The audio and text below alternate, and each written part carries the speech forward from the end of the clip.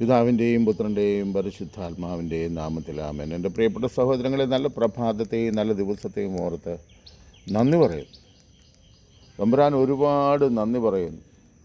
നിരന്തരം പ്രാർത്ഥിച്ചു കൊണ്ടിരിക്കുന്നു. ഇവിടെ ഇന്നലെ 82 വയസ്സുള്ള ഒരു പുരോഹിതനെ ബലിയർപ്പിച്ചു കൊണ്ടിരിക്കുമ്പോൾ ബലിപീഠത്തിൽ നിന്ന് ഉന്തിത്തള്ളി സങ്കീർത്തിയിൽ കൊണ്ടുപോയി ചവിട്ടി വീഴ്ത്തുകയും അദ്ദേഹം സത്യസന്ധമായിട്ട് പറഞ്ഞു, ശാരീരികമായി എനിക്ക് നല്ല വിഷമവും വേദനയുണ്ട്, എങ്കിലും ആശുപത്രി കിടക്കാനും മാത്രമില്ല, ആശുപത്രിയിലാണെന്ന് കേട്ടു. അതുപോലെ അവരെന്നെ ഉന്തുകയും തള്ളുകയും വിഷമിപ്പിക്കുകയും ചെയ്തു. 82 വയസ്സുള്ള ഒരു മനുഷ്യനെ പിടിച്ച് തെക്കും വടക്കും ഉന്തിയും തള്ളിയും കുർബാന കുപ്പായത്തോടു കൂടി. അപ്പോൾ ഇതൊക്കെ ഇങ്ങനെ നടക്കുമ്പോഴും നമ്മുടെ പിതാക്കന്മാർ അടിപൊളിയായിട്ട് നടക്കല്ലേ. കഴിഞ്ഞ വീഡിയോയിൽ ഞാൻ ചോദിച്ചായിരുന്നു നിങ്ങൾ ആരുടെ മക്കളാണെന്ന്. ഇപ്പോൾ എനിക്ക് പറയാനുള്ളത് നിങ്ങൾ ആരുടെ മക്കളാണെന്നല്ല, സഹോദരങ്ങളെയും അതുപോലെ തന്നെ മക്കളെയും കൊച്ചുമക്കളെയും ഒക്കെ പേപ്പട്ടി കടിക്കുമ്പോൾ നമുക്ക് പ്രാർത്ഥിക്കാം, കാത്തിരിക്കാമെന്ന് പറയുന്ന ഈ വിവരമില്ലാത്ത സകല പിതാക്കന്മാരും ആരും ഇതിൽ നിന്ന് വേറെയല്ല. നിങ്ങൾ ഞങ്ങളെ രക്ഷിക്കാൻ വന്നവരല്ല, ഞങ്ങളുടെ ആത്മരക്ഷയ്ക്കുള്ളവരല്ല. ആത്മരക്ഷയ്ക്ക് ചാകുമ്പോൾ കുർബാനയിൽ വിടുന്നതല്ലല്ലോ. ജീവിച്ചിരിക്കുമ്പോൾ നല്ല വഴിക്ക് ജീവിക്കാനായിട്ട് അങ്ങനെ ജീവിക്കുന്നവരെ സഹായിക്കുകയും അങ്ങനെ അല്ലാത്തവരെ തിരുത്തുകയും ചെയ്യുന്നത്. നിങ്ങളൊന്നും തിരുത്തുകയല്ല. ആത്മായ മുന്നേറ്റക്കാരുടെ തോളത്ത് കൈയിട്ട് മടിയിലെടുത്ത് വെച്ചുകൊണ്ട് കുറേ നാൾ നടന്നതിൻ്റെ ഗുണമാണ്. തട്ടിൽ പിതാവ് എന്തിനാണ് ഈ സ്ഥാനത്തിരിക്കുന്നതെന്ന് മനസ്സിലാകുന്നില്ല. കോമഡിക്കാർ പറഞ്ഞ കണക്കാ, വീട്ടിൽ നിന്ന് കട്ടെടുത്ത പൊതിയെടുത്ത് മടിയിൽ വെച്ചുകൊണ്ട് പോയ കള്ളൻ എന്താണ് പൊതിയിലെന്ന് നോക്കിയില്ല, വിലപ്പെട്ടതാണെന്നാണ് വിചാരിച്ച്.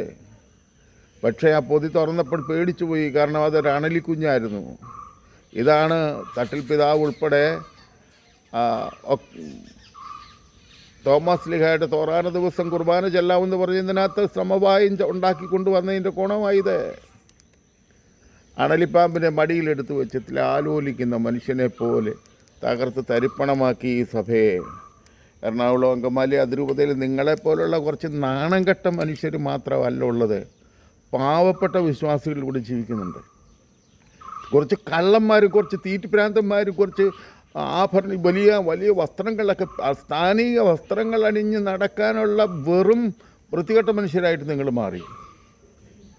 ഇത്രയും വലിയ കാര്യങ്ങളൊക്കെ സംഭവിച്ചിട്ട് നിങ്ങൾക്കാർക്കും ഒരു വാക്കുപോലും പറയാനില്ല.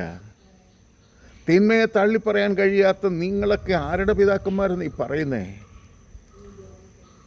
ഇനി തട്ടിൽ പിതാവ് മാത്രമല്ല, മറ്റുള്ള ഒരു പിതാക്കന്മാരും മിണ്ടുന്നില്ലല്ലോ. നിങ്ങളുടെ നാവെല്ലാം പൂട്ടിയോ? അതോ നിങ്ങൾ ആരുടെ മക്കളാ? നിങ്ങൾ ആരുടെയും മക്കളല്ല എന്നാണ് ഇപ്പം തോന്നുന്നത്. സത്യം, സങ്കടം കൊണ്ട് പറയുക, ചങ്ക് പൊട്ടുന്ന വേദന കൊണ്ട് പറയുക. ഇക്കാലം അത്രയും നിങ്ങളുടെ പിന്നാലെ നിങ്ങൾ പറഞ്ഞതനുസരിച്ച് നടന്നിട്ട് നിങ്ങൾ ഞങ്ങളെ കാലുവാരുക. ദൈവജനത്തെ കാലുവാരി ജീവിക്കുന്ന പിതാക്കന്മാർ. ഞങ്ങളുടെ നിവൃത്തികേട്, ഞങ്ങളുടെ കൺട്രോൾ പോയി കഴിഞ്ഞാൽ ഒരു പിതാവും ഒരിടത്തും ഇരിക്കുകയല്ല. നിങ്ങൾ ഒരു മരക്കൊമ്പയിലും പൊങ്ങിയല്ല ഇരിക്കുന്നത്. നിങ്ങൾക്ക് പിന്നിൽ ഈ പാവപ്പെട്ട ദൈവജനം ഉണ്ടല്ലോ എന്ന് വിചാരിച്ചാണോ നിങ്ങളിരിക്കുന്നത്? അങ്ങനെയാണെങ്കിൽ വിശ്വാസപരമായിട്ട് ഞങ്ങളും നിങ്ങളുമായിട്ട് ഒരു ബന്ധവുമില്ല.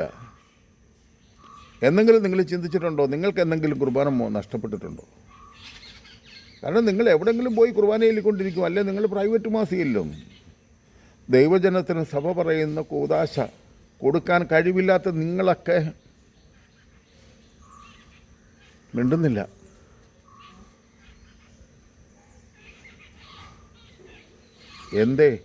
നിങ്ങൾ മിണ്ടാത്തത് എന്താ? നിങ്ങളുടെ നിശബ്ദത പാപം പെരുകാൻ കാര്യമാകുമെങ്കിൽ നാശമാണ്, നിത്യനാശമാണ്.